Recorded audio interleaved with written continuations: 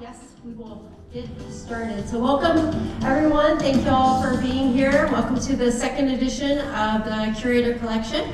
My name is Katie McCullough. I am one of the curators here in our park. And these talks that we're doing are actually initiated by our Vice President, Steve Abel. And the idea behind these is to give our guests access to the leaders in the park that oversee the health, well-being, and care of our animal collection. These talks will change. Every inside look will cover a different topic. For this edition, we are talking about animal rescue. And I am joined here with Chris Hobble and Emily Langdon. And the goal is to just kind of share some stories with you guys that cover the full arc of our animal rescue efforts. Everything from the first phone call we get to preparing and planning for a rescue, the execution of that, and then, hopefully a successful release. So I'm going to have these guys introduce themselves. You all give your title and then what animals you oversee in the park, and then we'll get started talking about some turtles. All right, my name's Christopher Hobble. I'm one of the aquarium supervisors here at SeaWorld San Antonio. I started at SeaWorld in 2012. I've been in the zoological field for over 20 years. I originated in the state of Ohio, where I worked as a high school biology, physics, physical science teacher, moved on to being a naturalist, and then realized I really wanted to work hands-on with animals every single day, not just study them in the wild, and found working in a zoological setting, I can do both. I can study animals in the wild, in a smaller set, but I get to work with animals directly all the time. So once again, here at SeaWorld, I'm in charge of the aquarium department, so that's going to be your main aquarium animals that you think of, your sharks, your stingrays, your corals and little fish, as well as sea turtles, alligators, tortoises, and the stingrays and aquatica. So a wide range and diverse set of animals.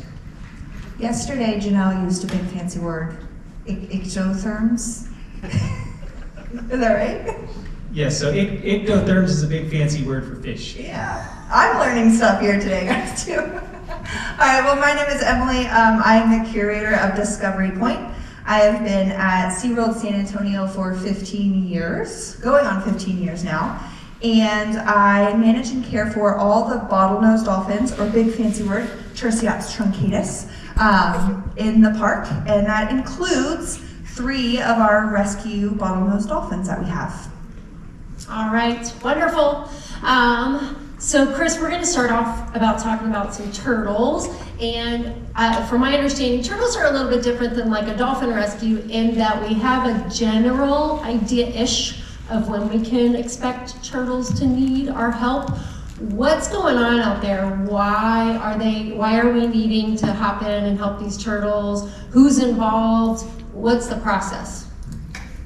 So it is going to be far different than probably what Emily's going to talk about when it comes to marine mammals, because down at the coast, there's a lot of rescue facilities that are right on the coastline, and anytime a turtle just needs a rescue from entanglement or some type of boat strike, there's a lot of facilities that are already down there that we partner with, and so they're going to get those kind of spontaneous rescues. But what SeaWorld San Antonio is concentrating on is what are known as cold stunned sea turtles. So cold stunned sea turtles are an animal that goes into a hypothermic state. So in order for a sea turtle to go into that cold stunned state, the water temperature typically needs to drop below 50 degrees. And when it does, it drops so rapidly that the animal goes into that hypothermic state and it can't swim, it can't dive, it can't evade boats, it can't evade predators, and it is kind of just floating around in the current and will get washed up onto the beach or onto the sandbars, and when the tide subsides, they get exposed to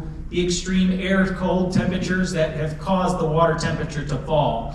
So we can see that coming. We have different models that have been made by the University of Texas A&M in Corpus Christi. We actually, at SeaWorld, were involved in the creation of that model. So we can predict when those cold fronts are going to come, when those cold snaps are going to come, because we can see when the water temperatures are going to fall below those certain temperatures. So very different than being called and saying there's an animal that's in need. We can see that the animals are going to be in need. We work with the Padre Island National Seashore. On the seashore, there's a division of sea turtle science and recovery. It is a government agency, and they needed help patrolling the waters of the upper Laguna Madre, and they turned towards SeaWorld. They knew we had a rescue boat. There's a lot of islands and sandbars that are off the mainland that they can't get to because they do not have a boat. They don't have enough volunteers. We patrol a wide range from Corpus Christi Bay all the way down to about South Bird Island, which is a very long stretch covered with sandbars and islands, and we are looking for cold stun sea turtles. And so when we go down there, how long are we usually there, and like what's that process look like? I know the boat, you guys take the boat, and how many are in the crew, and what's it like? I'm looking at photos of waders, and I'm assuming it's January. It's probably freezing. Yeah, no, thank you. Yeah. So what I talked about last week when this was brought up, I just moved to Texas in 2005, and from 2005 until 2012, I just was always busy doing something, and I never made it down to North Padre Island in the summer. The only time I had ever been there was during cold stun sea turtle rescues. So in order for a turtle to be cold stun and the water temperature to drop rapidly below 50, it's got to be in about the 20s or 30 degrees. So when we're out on the boat, we are in cold weather gear, very similar to when I was in Cleveland, Ohio. So jackets. We do wear waders because we're constantly jumping off of the boat to retrieve the turtles that we find. We're cruising up and down the channels in this boat. Typically we have about 3 people on board, sometimes more, very rarely less, but usually about 3. We'll spot the turtles from the boat, and then somebody will have to get off of the boat, go retrieve the turtle, and bring it back. Sometimes that's 10 yards away, sometimes that's 100 yards away.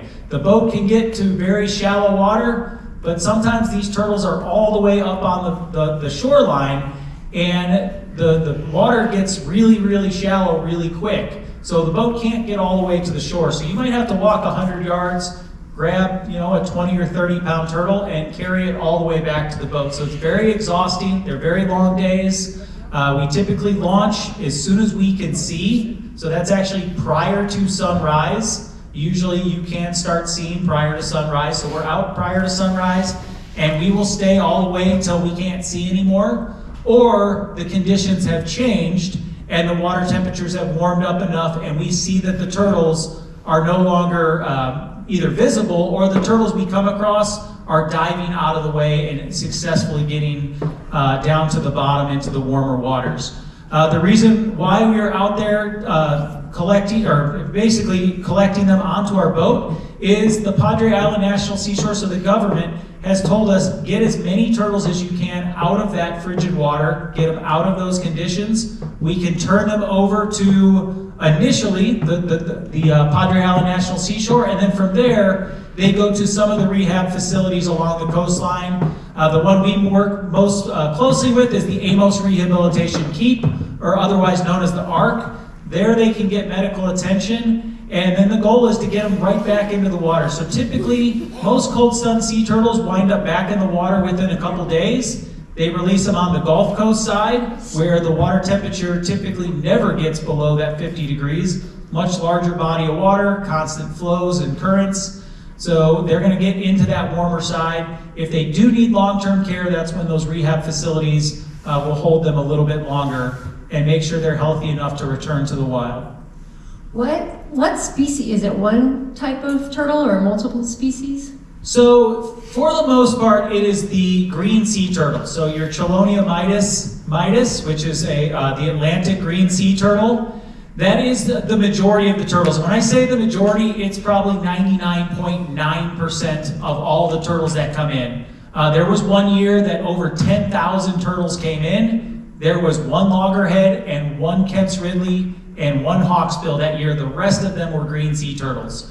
The reason for that is the feeding behavior of the animals. The upper Laguna Madre area, although it looks like a very large body of water, it's very, very shallow. It's only about 6 inches to about 3 feet in most areas, and it's a great place for seagrasses and algae and other aquatic vegetation to grow. And those green sea turtles, that's what they're eating. So these juvenile green sea turtles are just off our coastline. They're feeding there, and when the temperature drops rapidly, they're too inexperienced and too small to get out into those deeper waters. A lot of the other animals, your loggerheads, your hawksbills, your Kemp's Ridleys, they're in our area, but they typically feed offshore. So they're going to be in those deeper waters, so they're less susceptible to the cold stunning. And you mentioned the government a couple of times, and that's a theme that's going to run throughout, but it is worth mentioning that the government agencies oversee anytime we go out on rescue missions, the government's deciding what we're doing with these animals. SeaWorld doesn't get to decide. We don't get to say, hey, we'll take them here. The government's ultimately making the plan of where these animals are going to go. I don't know if there's anything you want to mention, touch on that, but it's a theme that runs throughout. So, well, thanks, Chris. All right, let's talk about some dolphin, Emily. So, dolphin's very different. We're usually here just doing our thing, minding our own business, and a phone call comes in. It usually comes in to our Vice President, Steve Abel, and those phone calls go anywhere from, hey, we're just watching a dolphin, to we need you here right now.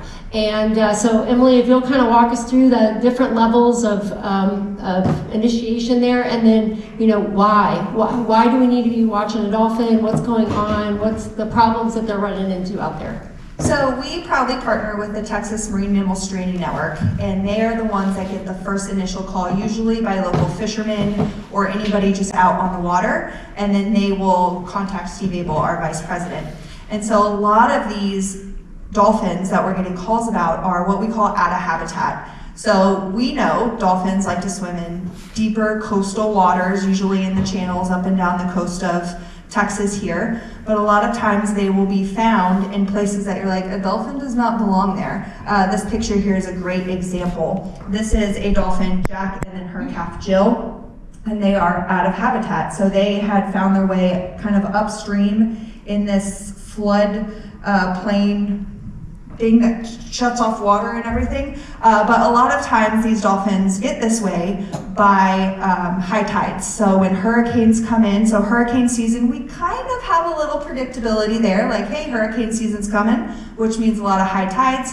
Dolphins have a lot more water to swim to places that they shouldn't be, and then the tides go out and it gets shallower and they're unable to get back out into the deeper waters. So a lot of times we're getting these calls and we'll watch them for an extended period of time when the dolphin overall looks healthy enough. If there's fish available, if they're swimming fine, if they're swimming in their respirations. We usually know an average respiration rate of a dolphin, and so if their respirations are continuing to be normal, and then as long as they're sitting upright and swimming fine, we'll kind of let them go, hoping that tides rise back up and they can make their way out. Otherwise, in emergency dire situations, those are more so like boat strikes. If a young dolphin has lost their mother, which we might get into here in a little bit, or any other more emergent cases where we will usually have a team formed within 24 hours and we will head out. Yeah, so some of the cases are we just need to get down there and pick you up and put you over the sandbar and let you go into the big waters. And then sometimes, in the case of a very special story that we have here in our park, it's a little more involved than that. So yeah, like Emily said, we'll get the phone call and then Steve will call us and we're scrambling to make a team to head down there, because our teams are here to take care of the animals in our park. We have our presentations and our tours and their daily care that we need to oversee. And so then we're just trying to put a team together of like, who can we send? Obviously we need to send people with experience, but we also want to send some of our younger guys, because we're not going to be here forever, and so we want them to have the opportunity to learn. So we scramble really quick, we find a team, you guys grab the boat, you grab your equipment, you head down there, you get with Heidi from Texas Marine Mammal Training Network, and then what?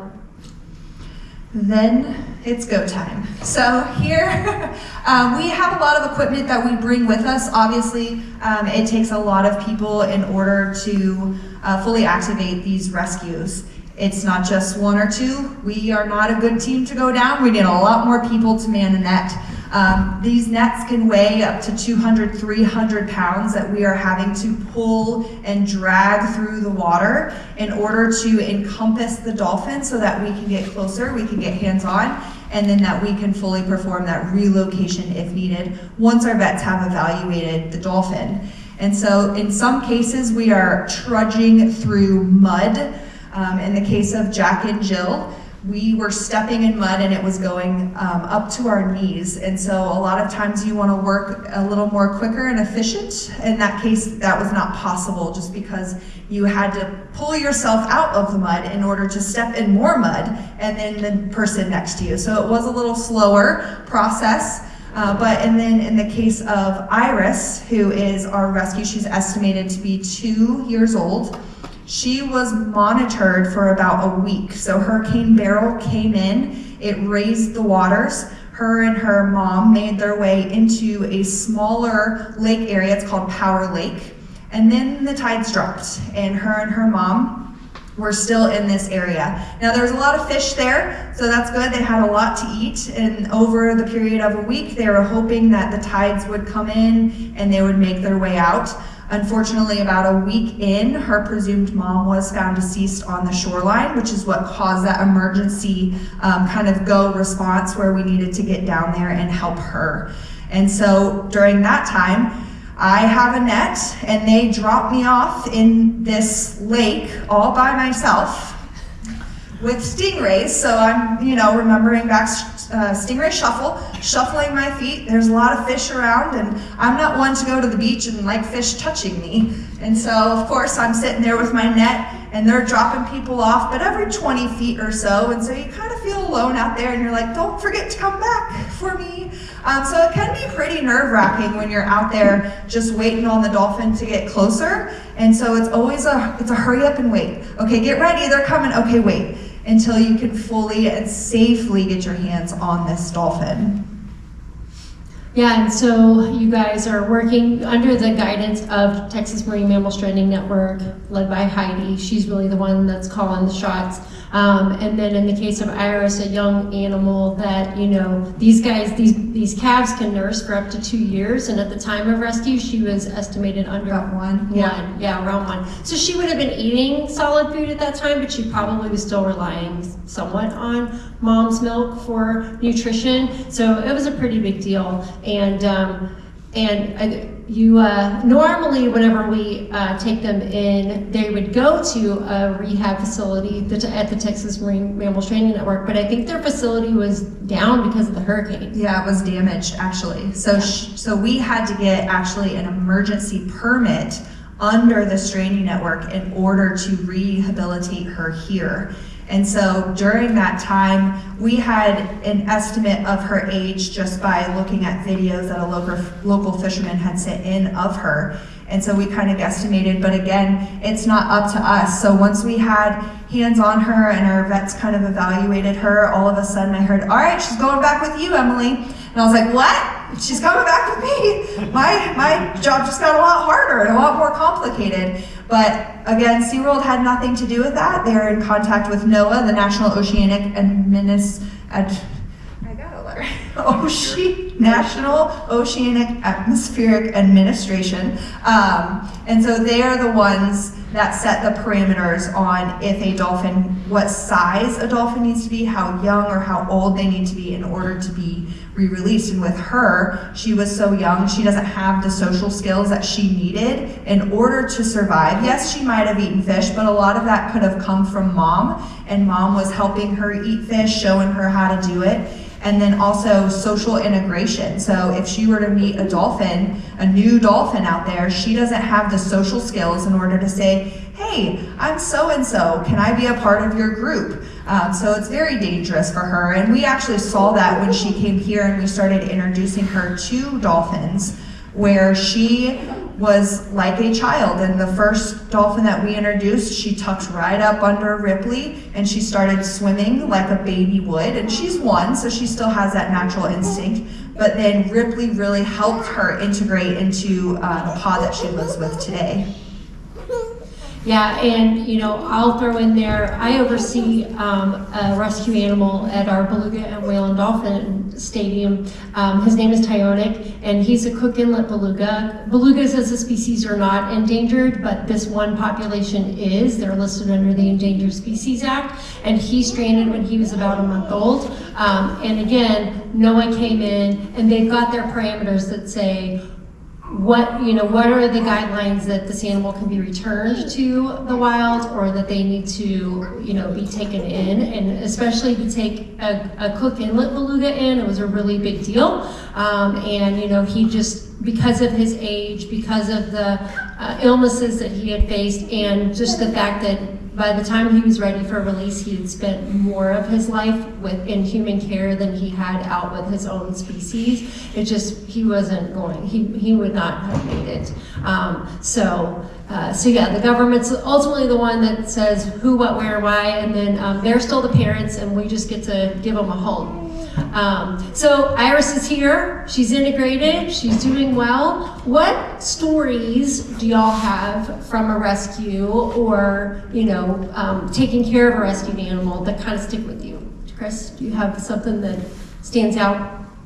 Oh yeah, so if you happened to be here last weekend, I told this story. It's usually the story I tell when somebody says, what rescue stood out? Most of my rescues are pretty much the same, because we go out, we're down there, our team's working, it's always cold, you're always tired, you're looking for turtles. Sometimes you don't find any, which is great, that's what we want.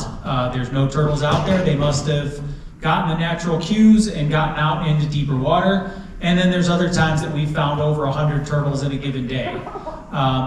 But most of the rescues are, you're walking up, you're finding them on the shore, you're finding them floating in the water, you pick them up, you pass them off to the government. So it's pretty much the same. But one story that really resonates with me, and it's happened multiple times since then, but it was the first time it happened, back in 2018 or 2019, it was the season of 18-19. At the time, it was the largest stranding event in history. There was over 3,000 animals that stranded that season. Since then, it's been surpassed with a 10,000 turtle season. But we were out there, and the only other people you see on the water are going to be hunters. The hunters are out there. It's right in the heart of duck season, and there's the rescue boats for turtles, and then there's hunters. And the hunters wanted to know, why is SeaWorld on the water right now? And we told them we were looking for cold stunned sea turtles. And they said, well, what is a cold stunned sea turtle? We told them what a cold stunned sea turtle was. They said, you know what? We saw a lot of those turtles. It looked a little weird, but there's a lot of them over here. Should we pick them up? Should we take them? Should we call you guys? And we said, well, you can actually call us, and we'll come get them from you. Or if you want to, you can call the Padre Island National Seashore, and you can get direction and collect them and bring them to them themselves. And they said, you know what? We want to go look for turtles. So they actually stopped what they were doing. They probably had their hunting trip that weekend planned. It was probably what they were looking forward to all week. And they stopped their hunt, and they started to rescue cold stunned sea turtles as well, instead. And that one sticks out to me because I didn't expect people to just stop what they were doing, stop their weekend, and start helping us find turtles. But once again, the faster you get the turtles out of those conditions, the better off those turtles are going to be in the long run. And it stuck with me that they wanted to do that they wanted to help. And now there's actually a group of hunters that's down there that comes out and helps every single time. We also have help from Sea-Tow, which is a company that normally tows in people that get stranded. They go out and they look for cold stunned sea turtles. So now it's this larger collaborative effort, not just SeaWorld, not just the ARC, not just the Padre Island National Seashore, but hunters and just good Samaritans, volunteers, all trying to help the betterment of the species. Yeah, I'm gonna piggyback off of that a little bit, and it really is impressive how much the community gets involved, wants to help, and how much we rely on them to help. In Iris's case, the fisherman that actually called her and her mom in, I actually still talk to this day. So every now and then I'll send him little updates on Iris, and he is very appreciative, and he loves to see how much she has integrated into the pod and that she has a safe place to grow up and learn how to be an adult dolphin. But the community outreach, even on our rescues, we rely on anybody with a boat. A lot of times those calls are made, hey, do you have a friend with a boat? Can they come? Just to be able to get us to locations. So the community is huge, and they play a big part in what we do. I love those stories. Okay, last question. Where can our guests see rescues in our park? So for the aquarium department, we do have a rescued animal. It was not rescued by SeaWorld, but the government, after deeming the animal a non-releasable sea turtle, they turned towards an agency that could hold a full-grown loggerhead sea turtle. So one of our sea turtles at Turtle Reef that you can see today is named Big Mama. She was rescued in 2010. She was a shark attack victim. She actually had portions of all 4 of her flippers removed by sharks. They found her floating motionless in the water. They rescued her, and after 3 years of rehabbing, she was deemed non-releasable by U.S. Fish and Wildlife, and they needed a permanent home, and they found the permanent home in SeaWorld. So Big Mama, our loggerhead sea turtle here at SeaWorld San Antonio, is a shark attack rescued animal. And then for the dolphins, up at Discovery Point, which if you haven't been able to make it over there today, we are open tomorrow, so come back tomorrow. And then you can see 3 of our rescue. We have Maddie, who is estimated to be 30 years old. She was found between 6 and 9 months old of age, so much similar to Iris, but she was found on an oyster bed. So she's very easy to pick out because she'll have what we call freckles around her face, but they're actually scarrings from the oyster bed when she was first rescued. And then we have Remy, who fully participates in our interaction programs right now. So she's a huge ambassador for her ocean counterparts, for people to be able to meet her. And then we of course have Iris, who if you go up and see, she most likely will be jumping out of the water playing with our little baby Violet, who is now 8 months old. So she has a little friend. And then if you're able to make your way over to the Beluga Stadium, you may catch a glimpse of Tyonek, that cooking beluga that we were talking about. Well, we're gonna hang out for a little bit. If anybody has any questions, that's the end of our presentation here. Thank you guys for sharing your stories, and thank you all so much for coming, and hopefully we'll see you next time.